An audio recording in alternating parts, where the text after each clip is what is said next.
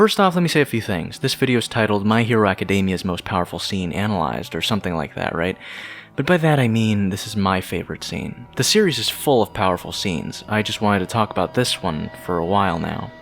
Anyway, I recently got into anime, so if something that I'm talking about here is considered a usual anime trope, I wouldn't really know about it. I'm pretty much judging the show on its own.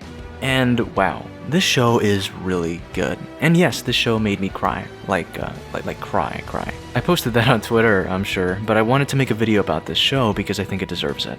Now, in this video, we're also going to be citing from the website NOWNOVEL a little bit, figuring out why the fight between Uraraka and Bakugo during the tournament arc of the series works so well. So climaxes are important in every story, but characters have their own climaxes as well. If a character has an arc, or changes through the story, every shift in character has its own climax. If a character progressively changes throughout the story, then that character has multiple climaxes each time a change occurs. So the character we're going to be talking about is Ochaco Uraraka, or Uraraka Ochaco. I have no idea, everyone says it differently. She has one of my favorite moments in the show, and by the end of her story in the second season, I ended up pretty much crying, and I think that's a testament to good writing. Now, first of all, let's talk about character goals, right? So in My Hero Academia's world, society has pretty much embraced superheroes after humans pretty much evolve, kind of like mutants. So 80% of the world population has superpowers, or quirks. Superheroes make money, and Uraraka wants to make money. That's her reason for being a hero. I hope you don't think less of me now. Not at all! Your goal is to support your well-being, which is a perfectly admirable ambition to have! It's just kinda surprising. But then she explains the reason why she wants to earn money is to help her parents, as when she was little she wanted to help their construction business with her powers. She can make objects float by touching them. But they said no, and they want her to find something that she wants to do, and they'll support what she's passionate about. But as your dad, I'd be even happier if you achieved your own dream. That's the way to make us happy.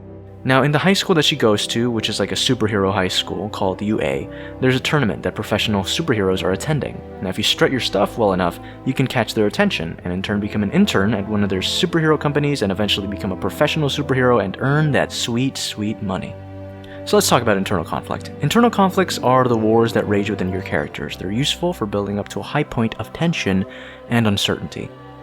Uraraka's internal conflict is actually really complex, and is something that she's still struggling with now, but this is the first time she really acts on it. So Uraraka is a friend of the protagonist of the series, Izuku Midoriya, or Deku, and she supports him no matter what. But the issue is that during the tournament, she sees that everyone is going against Deku, and wants to defeat him. It doesn't matter if Deku and all these people are friends, they're gonna give it their all. Since this all started, I've been losing to you. Bakugo and Todoroki have challenged you already, but they aren't the only ones who see you as a rival. Midoriya, I'll try my best to defeat you. Whoa, Ida. It's known that Uraraka really respects Deku as a person and a hero in training, but it's later shown that she wants to be Deku. Uraraka wants to become like him, as strong and assertive as him. It's a weird situation because her relationship with him is always shifting between one of love or admiration, or even jealousy. Before in the tournament, Uraraka is jealous of Mei Hatsume, another student in UA who has really cool tech, which Deku goes gaga over pretty much. And Ochaco says stuff like, yeah man, these machines are only working because I'm levitating them. Now some say she's jealous, maybe she likes Deku a bit at this point, but for me, this is also showing that she's also giving it her all, and she wants to be acknowledged for her hard work as well. Back in the locker room scene again, she wants to be as good as Deku, right? So she rejects his advice on how to defeat Bakugo, and wants to go out and win on her own. But no. Sorry. What? But now that I think about it, I might have been trying to rely on you to get by. Everyone's facing their future and giving this their best. That means we're all rivals. Guess I'll see you in the finals. Key word here, she says, I'll see you in the finals. Now she has a clear mindset. She's going to win. Now, external conflict. In My Hero Academia, students are pitted against each other here, so the conflict is man versus man, or in this case, woman versus man. Now, the student that Uraraka has to face is named Bakugo, and Bakugo is built up in the series since Season 1 as pretty much one of the toughest students of Class 1A. And to have this incredibly powerful student go up against an arguably not as powerful student, who is also at a disadvantage due to not having anything to touch to use against Bakugo so she can make it float, this obstacle the character has to face is pretty extreme. Anyway, using the setting to add uncertainty is another way to increase conflict and suspense. Like stated before, there's nothing Uraraka can use to help her defeat Bakugo. The only thing she can do, at least according to Deku, is to touch Bakugo and make him float. Now let's talk about this fight, because we've been talking about using internal and external conflicts to add tension to the fight. We now know what's at stake. In the fight, there's this shift with Uraraka. She kind of stops being a follower for a little bit and starts to become her own person, a bit of a leader. She's usually given tasks before of what to do, or she just helps out. But here, she's on her own, and in this moment we see whether or not she becomes as strong as Deku like she wants to be, so she's growing into her own person a little bit more.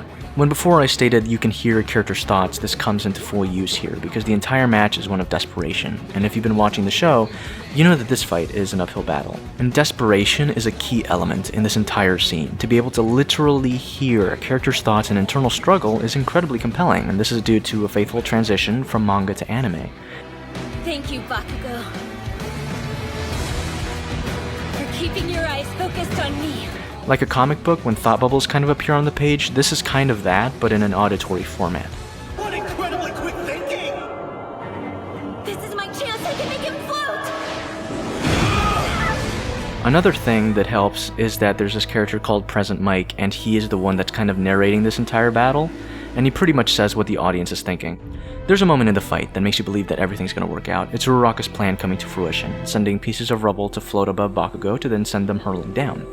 But Bakugo just blows it up, almost as if symbolically destroying her dreams of becoming a superhero. Now this scene is really well done. There's no music to be heard, there's just the sound effect of the explosion. I'll win and be just like Deku!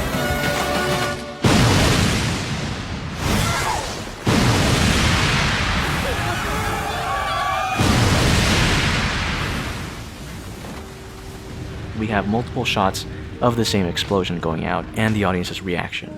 And everything about this moment and the moments before work. We have the build-up all there, but seeing where the characters are now is really satisfying. And the soundtrack of the show is also incredible, and works hand in hand with the visuals, which are translated almost directly from Kohei Horoshoki's manga. The voice acting, both the Japanese audio and English dub, are fantastic as well, and the two characters sound like they're genuinely fighting.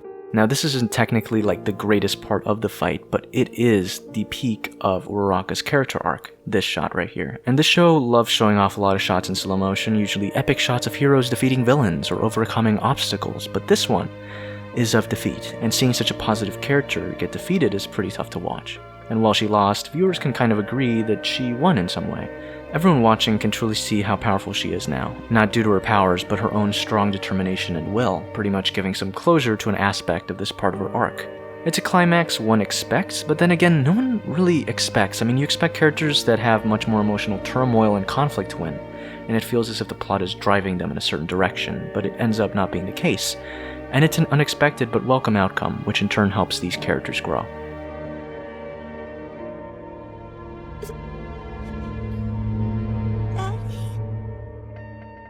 The foundation writer Kohei Horoshoki created for these characters is fantastic. This entire scene wouldn't be as impactful had we not seen a season with these characters, understanding their dynamics and motivations.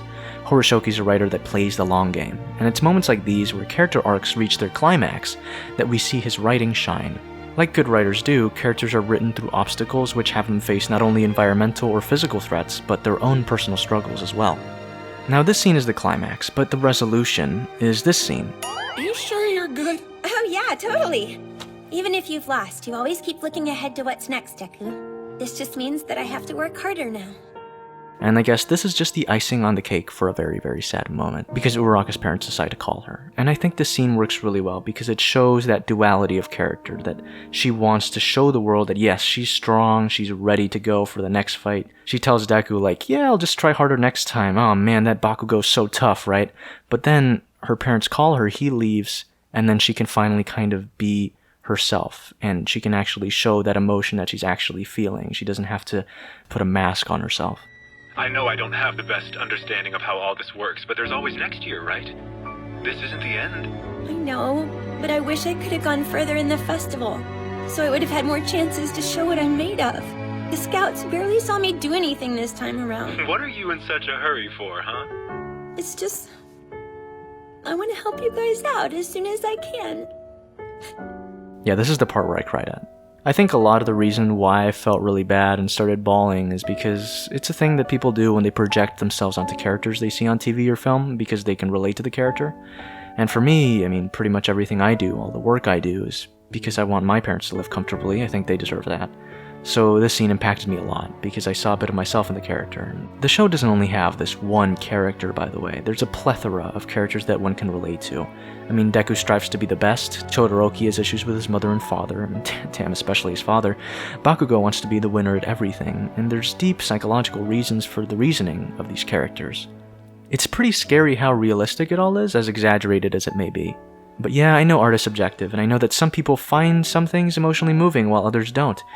But for me, this episode of the show, aimed for teens, impacted me as much as this. As this? As this? And a few more. I mean, that's just my subjective opinion. It's like ingrained in my mind, and like the previous moments of TV I just showed you, it'll stick with me forever. To me, there's something that's so honest about family and wanting to do right by them and wanting to prove yourself. The show employed an incredibly well-written arc of stepping up to face your fears and own them, even if you lose. I'll be watching. Good luck out there. She's the one encouraging me. Again.